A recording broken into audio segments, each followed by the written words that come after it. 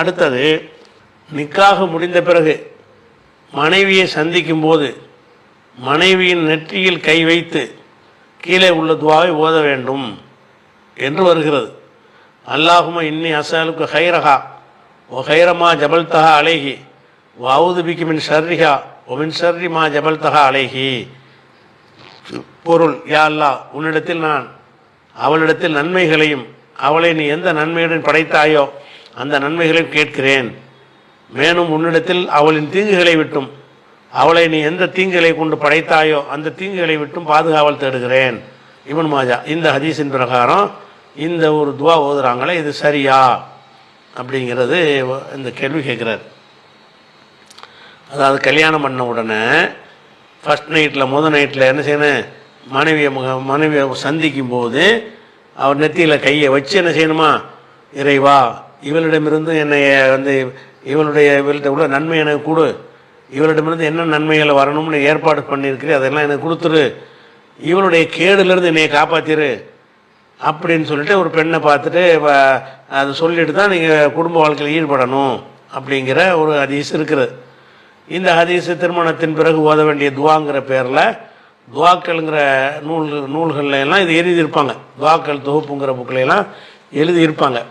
இதா தஸவ்வஜ அஹதுக்கும் இம்ராத்தன், ஒருவன் ஒரு பெண்ணை மணந்தால், அபிஷ்தரா ஹாதிமன், அல்லது ஒரு அடிமையை விலைக்கு வாங்கினால், ஃபல்யகுல், அவர் சொல்லட்டும், அல்லாஹும்ம இன்னி அஸ்அலுக ஹைரஹா ஓ ஹைரமா ஜபல்தஹா, இந்த வார்த்தகத்தை சொல்லிட்டு அப்படி சொல்கிறாங்க. அதே மாதிரி ஒய்தஸ்தரா பைரன், ஒரு ஒட்டகத்தை வாங்கினான் என்று சொன்னால், ஃபல்யஹுத் பிதிர்வத்தி சனாமிஹி, அவனுடைய திமிழில் கையை வச்சு என்ன செய்யட்டும், இதே மாதிரி ஓதட்டும் அப்படின்னு சொல்லிட்டு சொன்னாங்கன்னு வருது அதில். அப்போ இது குதிரையை வாங்கும்போது, ஒட்டகத்தை வாங்கும்போது, ஒரு அடிமையை பொருளை விலைக்கு வாங்கும்போது சொல்ல வேண்டிய ஒரு செய்தியில் கல்யாணத்தையும் சேர்த்து சொல்லப்படுது. ஒரு பெண்ணுக்கு ஒரு ஆட்டை வாங்கும்போது, இறைவா அந்த ஆட்டையும் இந்த ஆட்டிலிருந்து கிடைக்கிற நன்மையும் நான் எதிர்பார்க்குறேன்னா ஒரு அர்த்தம் இருக்குது. ஒரு ஒரு ஒரு ஒட்டகத்தை வாங்குறோமா, இறைவா இந்த ஒட்டகத்தையும் ஒட்டகத்தில் கிடைக்கிற நன்மையும் நான் எதிர்பார்க்குறேன் அப்படின்னு சொன்னால் அதில் ஒரு மீனிங் இருக்கிறது. அதில் எதையும் சேர்த்துட்றாங்கன்னு கேட்டால், கல்யாணம் பண்ணுறதுங்கிறது பொருளை வாங்குற மாதிரி உள்ளதா? பொருளை வாங்கும்போது சொல்ல வேண்டிய துவாவையும் பெண்ணை கல்யாணம் பண்ணுறதையும் மிக்ஸ் பண்ணி ரசூல்லா சொன்னாங்கங்கிற மாதிரி வருகிறது. அதுக்கு அடுத்தது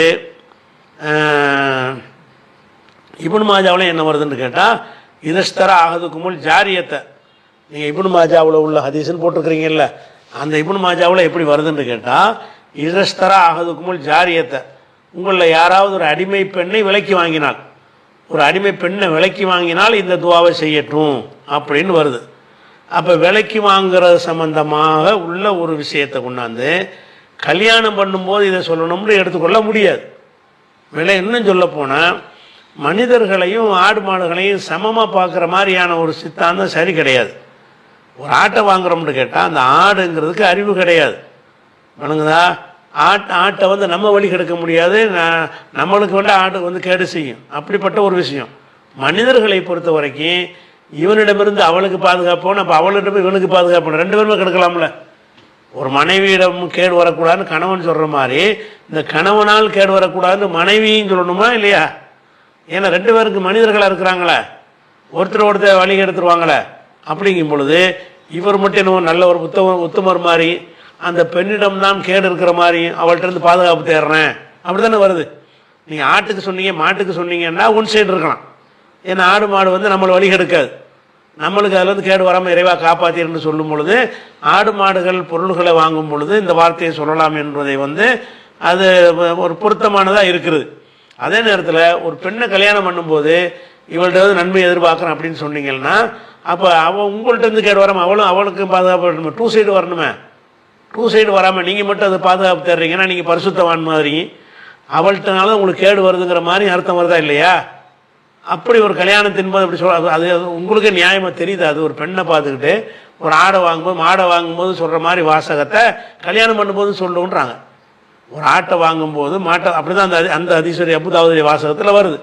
ஒரு மாட்டையோ வாங்கும்போது இறைவா அந்த மாட்டிலிருந்து கேடு வராமல் என்னை காப்பாற்றிக்கன்னு அந்த பொருள்கள் இருக்கல, உயிரற்றவைகள் அறிவற்றவைகள் அறிவற்றவைகளுக்கு சொல்லக்கூடிய அந்த வார்த்தையை வந்து அறிவுள்ள ஒரு மனிதனை நோக்கி சொல்வதுங்கிற எப்படி சரியாக வரும்?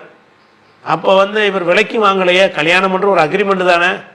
கல்யாணம்னா அக்ரிமெண்ட்டில் என்ன இருக்குது? ரெண்டு பேருக்கும் அதில் உள்ள விஷயங்கள் இருக்கிறது. இவனாலே அவளுக்கு நன்மை ஏற்படணும், அவளால் இவனுக்கு நன்மை ஏற்படணும்னு சொன்னால் எங்கள் இருவருக்கு மத்தியில் அப்படித்தானே அந்த வாசகங்கள் இருக்க வேண்டும். அதை நம்ம பார்க்கணும்.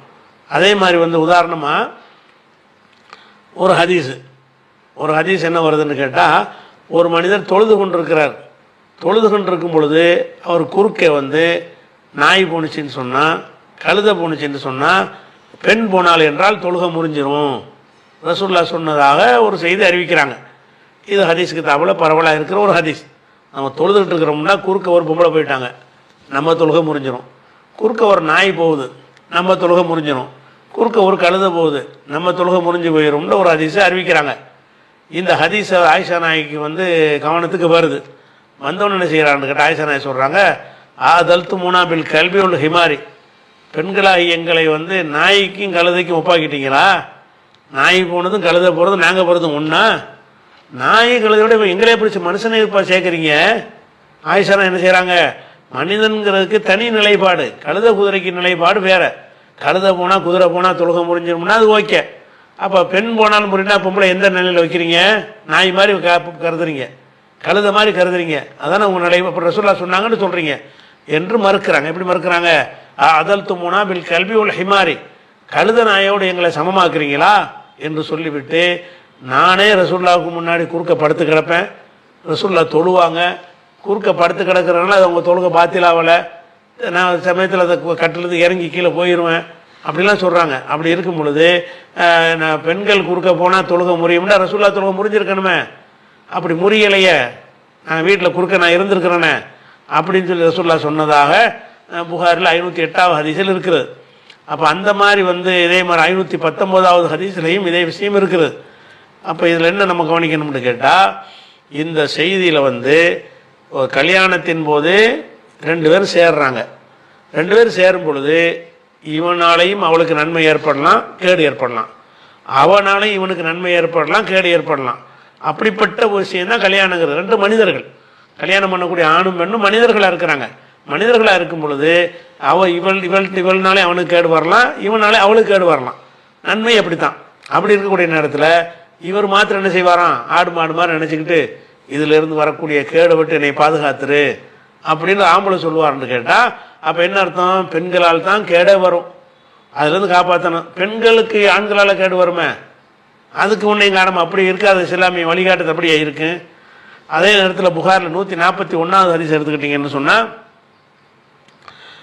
இதா அத்தா அகலவு, ஒரு அண்ணன் அகதக்கும் இதா அத்தா அகலவு, ஒருவர் தன்னுடைய மனைவிடத்தில் செல்லும் பொழுது கால பிஸ்மில்லாஹி அல்லாஹும்ம ஜன்னிபுன ஷைத்தான், இறைவா எங்கள் இருவரையும் சைத்தாண்டமிருந்து பாதுகாத்துரு. இது சரியான பிரார்த்தனைங்கிற ரசூலுல்லாஹ் சேரும்போது என்ன செய்கிறாங்கன்னு கேட்டால், ரெண்டு பேரையும் ஒன்றா நினச்சிக்கிறாங்க. சைத்தான்டமிருந்து என்னையை பாதுகாத்துன்னு சொல்லலை, எங்கள் ரெண்டு பேரையும் பாதுகாத்துன்னு துவா செய்ய சொல்கிறாங்க. அல்லாஹும்ம ஜன்னிபுனாண்டா பன்மை, எங்களைனா கணவன் மனைவியாக எங்கள் ரெண்டு பேரையும் சைத்தானை விட்டு எங்களை பாதுகாத்துரு.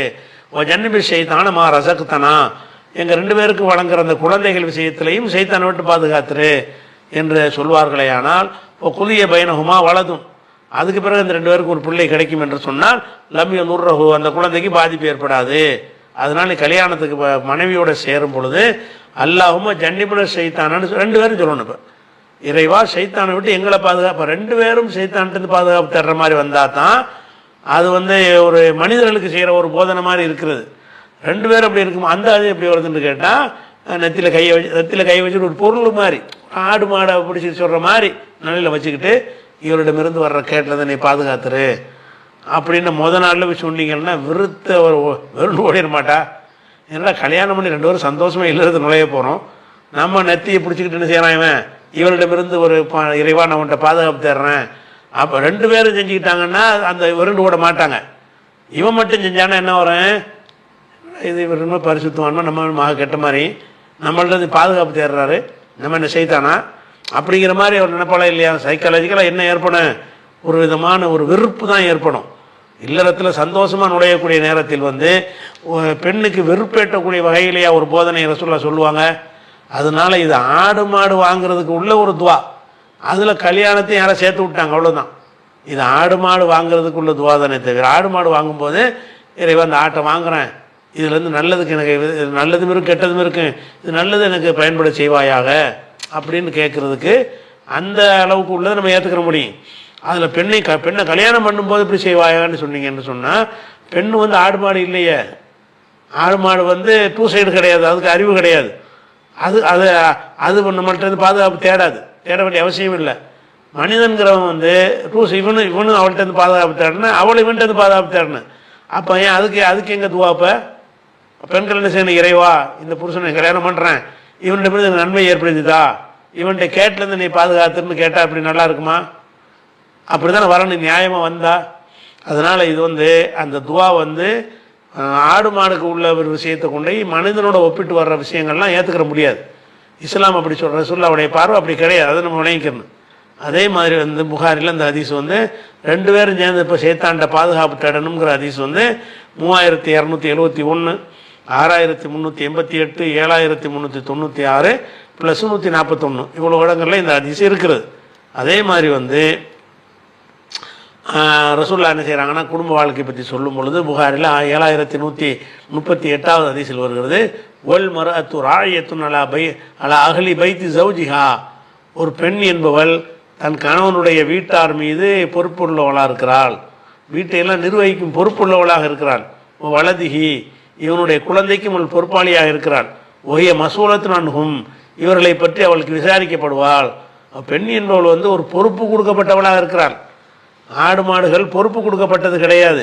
கல்யாணம் பண்ணிட்டீங்கன்னு சொன்னால் உன் பிள்ளை அவள் தான் பார்த்துக்கிறேன்னு, உன்னுடைய குடும்பத்தில் ஆட்களும் என்ன செய்யணும், பொறுப்பாளியாக இருக்கிறா. அப்படிப்பட்ட ஒரு பொறுப்பு வழங்கப்பட்ட ஒரு ஆளை வந்து ஆடு மாடு மாதிரியான ஒரு நிலையில் டீல் பண்ணதுங்கிறது வந்து ஏற்றுக்கொள்ள முடியாது. இந்த ஹதீஸ் புகாரில் 893, 2554, 5188, 5200 ஆகிய ஹதீஸ்கள்லாம் இருக்குது. அதே மாதிரி வந்து புகாரில் 228வது ஹதீஸில், குரானில் 2வது சூறாவில் 228 என்ன இருக்குன்னு கேட்டால், வலகுன்ன மிஸ்லுல்லதி அலைஹின்ன பில் மாரூஃப், அவர்களுக்கு பெண்களாகியவர்களுக்கு ஆண்களுக்கு இருப்பது போன்ற எல்லா உரிமைகளும் உள்ளன. ஒளிர் ஜாலி அலைஹின்ன தரஜா, ஆண்களுக்கு ஒருபடி உயர்வு மேலே இருக்கிறதுக்கு நிர்வாகம் பண்ணுறான்ல, அந்த ஒரு உயர்வு இருந்தாலும் சரி, மற்ற விஷயங்களை பொறுத்த வரைக்கும் 2 பேரும் சமந்தான் என்று குரான் சொல்கிறது. அதனால் இதெல்லாம் வச்சு பார்க்கும் பொழுது இது வந்து அதுபோல் கல்யாணங்கிற ஒரு உடன்படிக்கைன்னா 2 சைடு. என்னது, நான் கணவன்கிற பொருளை என் கடமையெல்லாம் ஒழுங்காக செய்வேன், நான் மனைவிங்கிற பொருளை என் கடமையெல்லாம் ஒழுங்காக செய்வேன், 2 பேரும் ஒத்துக்கிறதுக்கு பேர் தான் உடன்படிக்கை. இங்கே என்னமோ உடன்படிக்கை இல்லாமல் ஒன் சைடில் வந்து அப்படி உடன்படிக்கை ஆகும், 2 பேர் தானே உடன்படிக்கை செய்யணும். அதனால் வந்து பெண்ணை தொடும்போது ஓதுற துவாங்கிறது புகாரில் வரக்கூடிய அல்லாஹும்ம ஜன்னிபன ஷைத்தானுங்கிறது இருக்குல்ல, அது ஓகே. 2 பேரும் சைத்தான்கிட்ட பாதுகாப்பு தர்றதுங்கிறதுக்கு, புருஷங்காரன் பொண்டாட்டிருந்து பாதுகாப்பு தர்றதுன்னு வருவது வந்து அது பெண்களை இழிவுபடுத்தக்கூடிய ஒரு தோரணையில் அமைக்கப்பட்டிருக்கிறது. அது மாதிரி சொல்வதுன்னா வெறுத்து போய் ஆயிஷானா என்ன செய்கிறாங்க, என்னடா நாய்கள் அது மாதிரி எங்களை ஆக்குறீங்களான்னு கேட்குறாங்க. அவங்க கேட்பதில் நியாயம் இருக்கிறது. அந்த மாதிரியான ஒரு அடிப்படையில் பார்த்தீங்கன்னா இந்த துவா வந்து ஓதக்கூடிய துவா கிடையாது.